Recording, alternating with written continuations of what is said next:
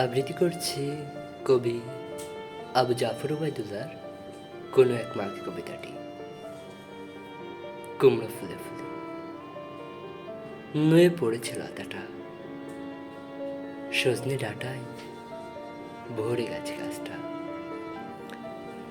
আর আমি ডালের বড়ি শুকিয়ে রেখেছি। খোকা, তুই কবে আসবি? কবে ছুটি?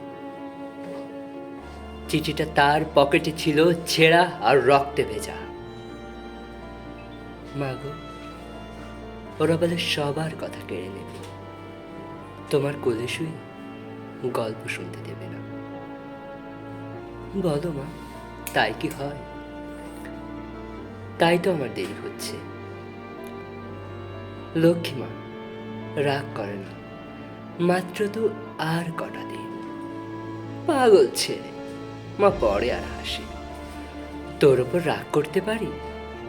নারকেলের চিড়ে কোটে উড়কি ধানের মুরকি ভাজে, এটা সেটা আরো কত কি।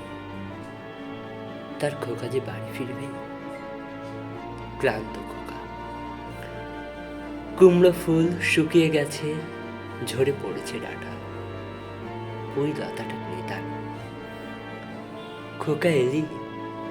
ঝাপসা চোখে মা তাকায় ওঠানে ওঠানে, যেখানে খোকার সব শকুনিরা ব্যবচ্ছেদ করে।